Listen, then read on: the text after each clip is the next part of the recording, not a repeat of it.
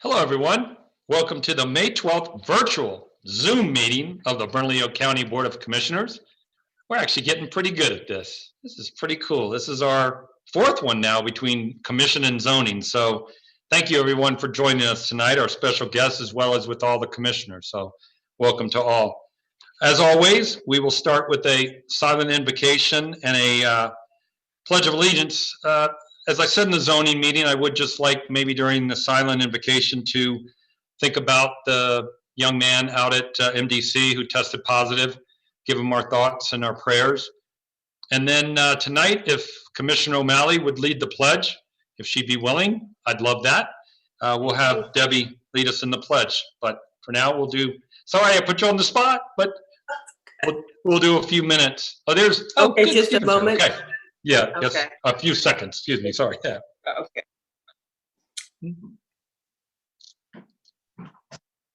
Okay. I pledge allegiance Pledge to allegiance the flag to the of flag, United States of America, and to the republic and to the republic for which it stands, one nation, under God, indivisible, and liberty, justice for all. Yeah. No. So thank you. Thank you, Commissioner O'Malley. That's one of those situations where it's like a chorus, right? Where someone's talking, the other one's talking, you're like, and we're all thrown off. But thank you for doing that. We, the intent is there every time, and I appreciate this commission and our guests for always going. So thank you so much. And then announcements of additions and/or changes. Madam County Manager, are there any changes to the agenda for tonight?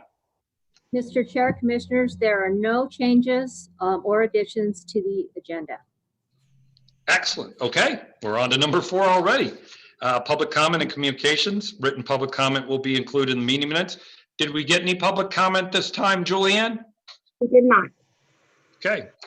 So our good friend Don will join us probably when we're live again, but for now, we don't get his words of wisdom while we're virtual, but maybe when we get back together.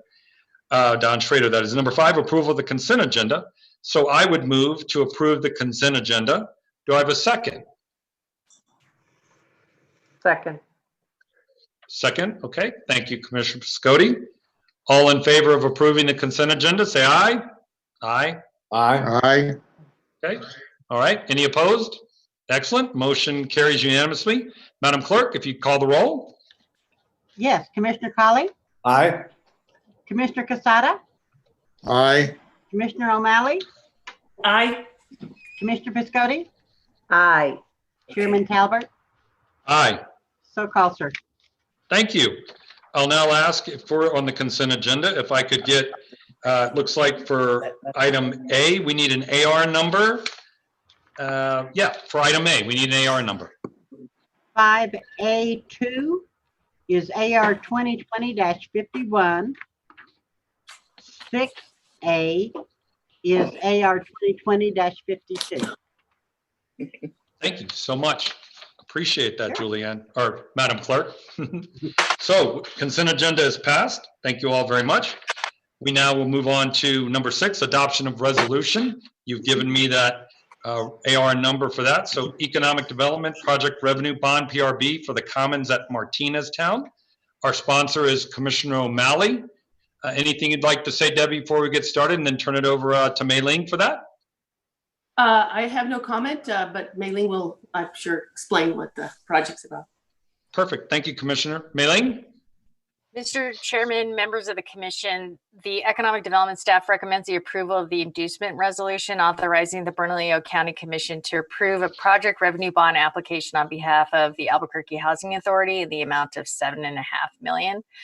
An ordinance number 2020-5 was originally approved January 28, 2020. An amendment is now necessary due to housing and urban development requiring the applicant to keep the property titles in the name of the housing authority, which is the applicant. So as a result, the housing authority will get the property tax exemption via another means. And that is the only change. It's a significant change, but requires us to go back through the process. I'll stand for any questions. Anybody, any questions? Okay, no. Mr. Chairman, Commissioner move O'Malley? approval. I'd second that. Second. Oh, thank you, Commissioner Casada. All in favor? We have a motion and a second. Say aye. Aye. Aye. All right. Any opposed? Passes unanimously. Thank you, Mei Ling. Thank you, Commissioner O'Malley. Madam Clerk, if you'd call the roll. Commissioner Colley, Aye. Commissioner Casada, Aye. Commissioner O'Malley, Aye. Commissioner Viscotti, Aye. Chairman Talbot. Aye. So called, sir. Thank you, Madam Clerk. Appreciate that very much. Moving right along. Now we're on to approvals. Item 7. This is Bernalillo County Parental Leave Policy. We've got Commissioners O'Malley and Commissioner Colley, sponsors. Would either one of you like to say a few words? It just makes sense. Okay. I have to agree, and this is in line with the City of Albuquerque's same, but of course, I think that actually who may want to speak to this is, if there's any questions, would be Hannah, who drafted the resolution. Don't mean to put you on the spot, but there was a because of all of the policies on the county side, of course, it needed extensive review. So I know that that's what we have now. So. Great. Thank you, Commissioner. Hannah? Sure. Thank you, Chairman Talbot, Commissioner O'Malley, Commissioner Colley. This is a paid parental leave policy, which would provide eligible employees with 6 weeks of paid parental leave. This came through at the last meeting on the consent agenda, and it's back tonight just to clarify 2 points. The first is the effective date under the parental leave policy, and that would be making it begin July 1st. And the second issue for your consideration tonight is to give any eligible employee, whether or not they are married and both work for the county, the 6 weeks of paid leave. Excellent. Okay. Any other questions or comments? Okay. Would Commissioner Colley or Commissioner O'Malley make a motion to approve item 7A? I move to approve 7A. Okay. Second. Second, Commissioner O'Malley. Thank you. All in favor, say aye. Aye. Aye. Aye. Any opposed? Unanimous. Madam Clerk, call the roll, please. Commissioner Colley, Aye. Commissioner Casada, Aye. Commissioner O'Malley, Aye. Commissioner Piscotti, Aye. Chairman Talbot. Aye. So called, sir. Thank you, ma'am. And thank you to Commissioners O'Malley and Colley for continuing to improve benefits for our county employees. So I think, especially in times like this, it's the little things that count and matter that I think a lot of times get missed. So thank you both for sort of aligning us up with the city. Okay, item number 8 is a behavioral health initiative update, FY20 Q4. And Margarita will give us an update. You're looking like this. Sure. Good afternoon, Mr. Chair. Okay, good, we're good. Okay, next. Just kidding.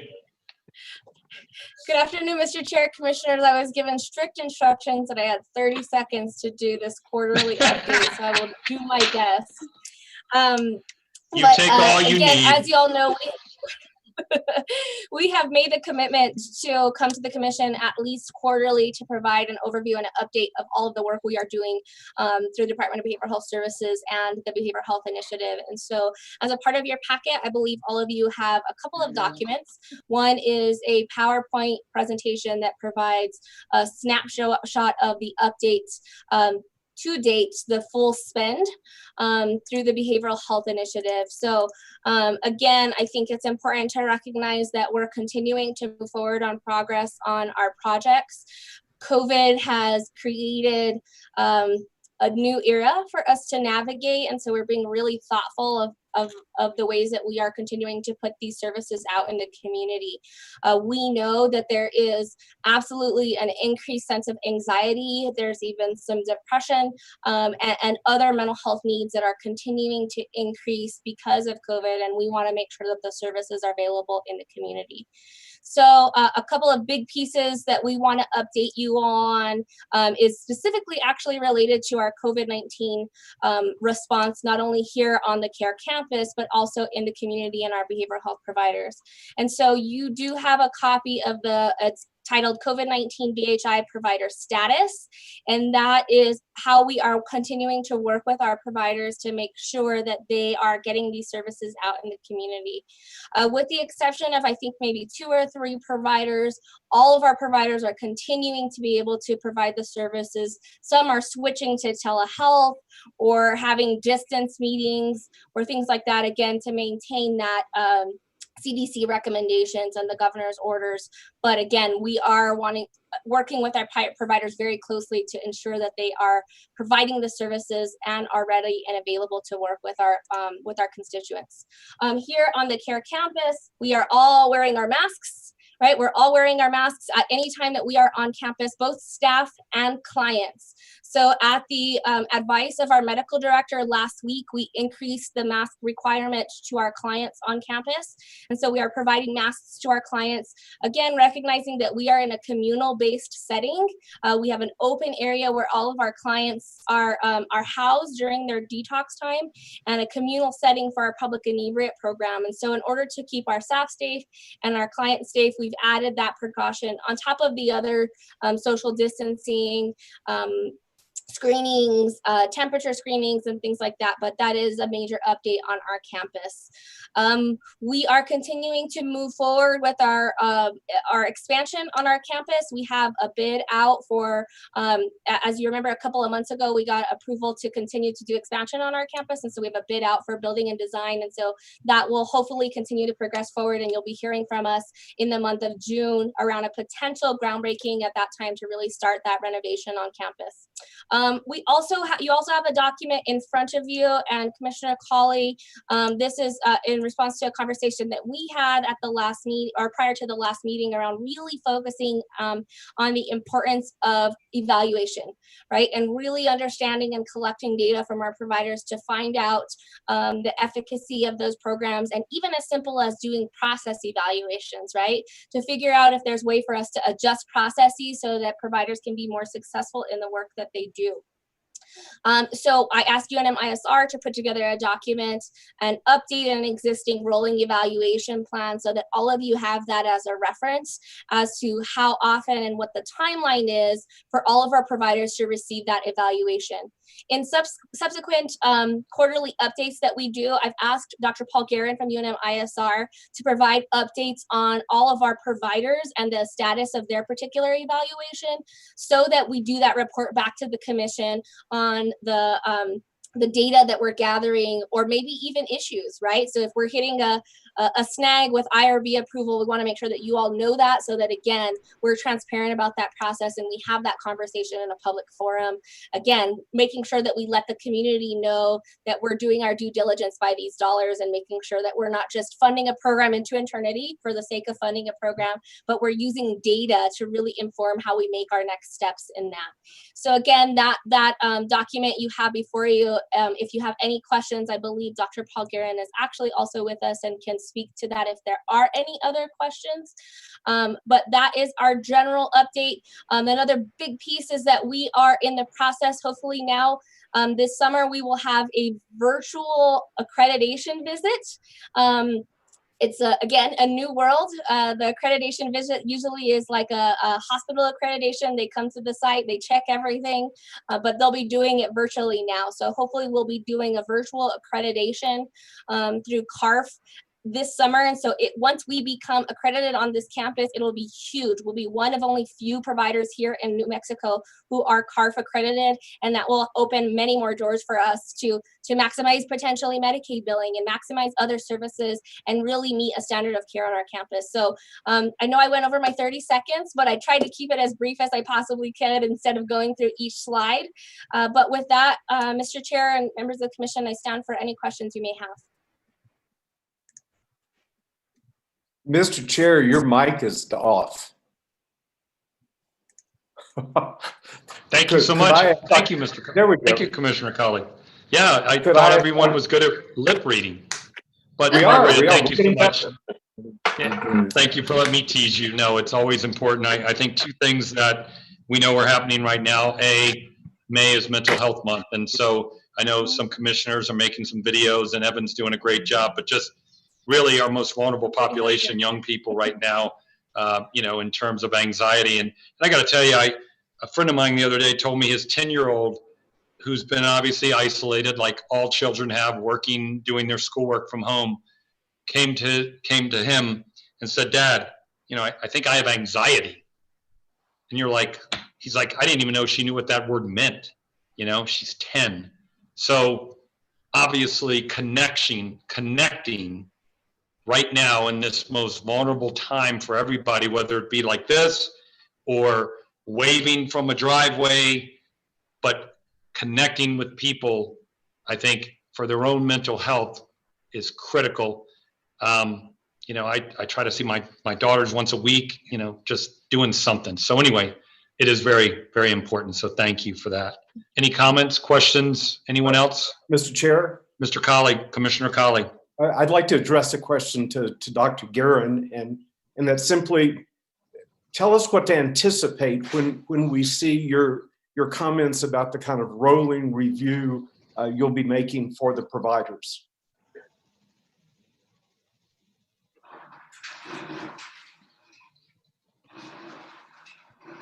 He's on mute. Dr. Guerin. Oh, there you go.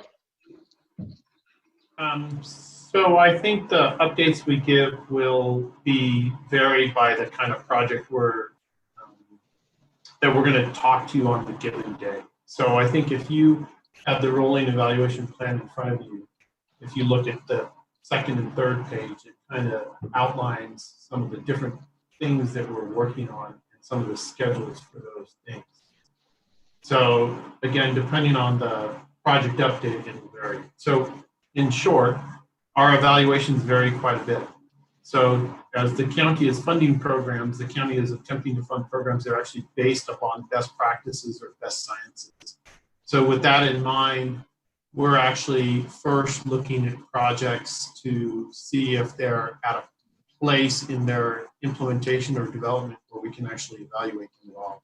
So not all programs are, and some of these evaluations take time. We are attempting to do the most rigorous evaluations possible. So our descriptions could range from we're measuring whether a program can be evaluated, to as far as some projects where we've been involved for a couple of years, being able to report to you some preliminary information about their process or outcomes.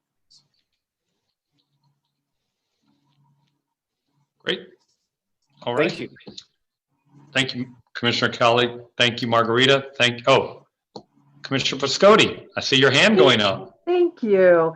Margarita, if people are struggling during this time and they would like help dealing with mental health or behavioral health issues, what would you recommend? Would it be going to our Behavioral Health Initiative page or calling the New Mexico Crisis and Access line? What would be the best thing for people to do at this time? Mr. Chair, Commissioner Piscotti, it's both, right? So I think in an imminent crisis, if someone is needing to speak to someone right away, I think picking up the phone and calling the New Mexico Crisis and Access line is a phenomenal resource.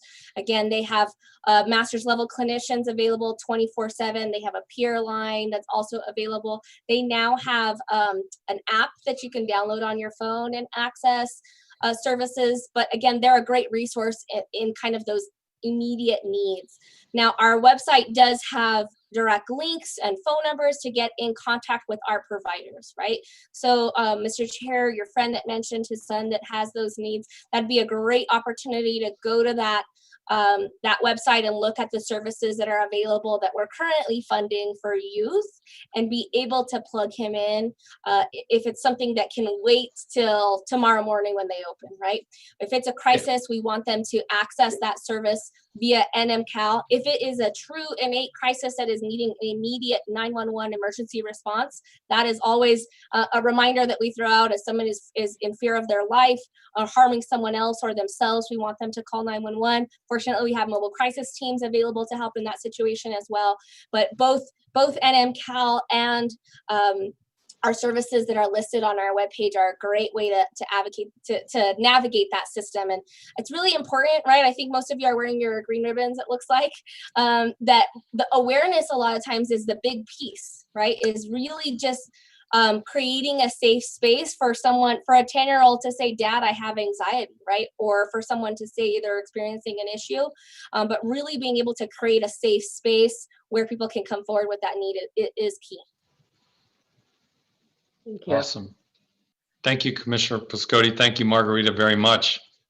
Well, this is one of those subjects that I think right now, obviously during all of this, is going to be a continuing topic. So what you're doing, the chief is doing, and everyone who works with you and all of us is paramount to being able to not only reopen, obviously we talk about reopening our county, reopening our city and the economy, but it's also giving people those services to be able to reopen themselves again. Because being away for 6, 8, whatever it's going to be, 9 weeks is another transition for people.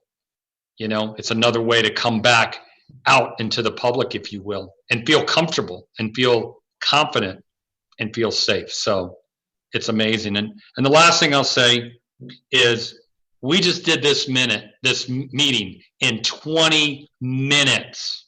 It is a new world record.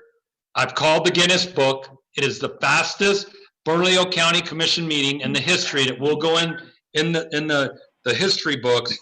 But the thing I want to say before all of that as well is it is an honor to work with all of you, to be able to have adapted to this environment with Madam Clerk and with all the commissioners and all the employees and bringing in guests.